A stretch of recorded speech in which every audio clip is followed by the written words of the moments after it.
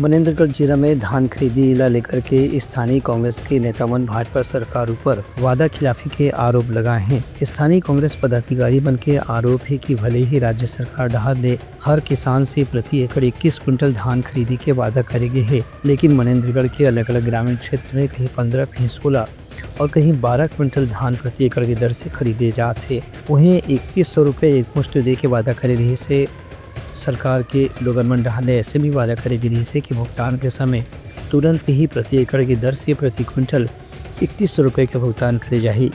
ये भुगतान में भी अलग अलग खरीदी केंद्र में मनेंद्रगढ़ के कांग्रेस जिलाध्यक्ष अशोक श्रीवास्तव आरोप लगाए हैं कि कहीं कहीं ग्रामीण क्षेत्र में अभी भी 11-12 क्विंटल प्रति एकड़ की खरीदी के शिकायत मिले हैं।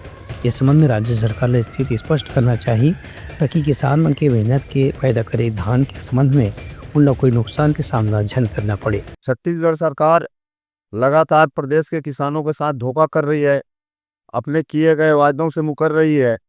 धान खरीदी पूरे प्रदेश में बदहाल स्थिति में है। किसान अपने आप को ठगा महसूस कर रहा है।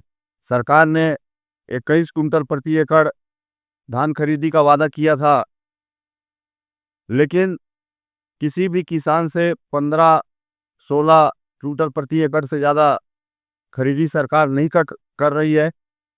3100 रुपये एक मुश्त देने का वादा था, उससे भी सरकार पीछे हट गई है। आज मनेंद्रगढ़ ब्लॉक के बंजी बुंदेली, छिपछिपी, पाराडोल, भौता, परसगढ़ी की जो गांव में धान खरीदी की सूची समिति ने जारी की है, उसमें एवरेज के आधार पे 12.55 क्विंटल प्रति एकड़ के हिसाब से खरीदी करना दर्शाया गया है, जो बहुत ही दुर्भाग्यजनक है। सरकार ये बताए कि किसानों के पास जो शेष धान है, सरकार किसान उसे कहाँ बिक्री करेंगे और फिर से प्रदेश में धान की कालाबाजारी ये सरकार प्रारंभ कराना चाहती है।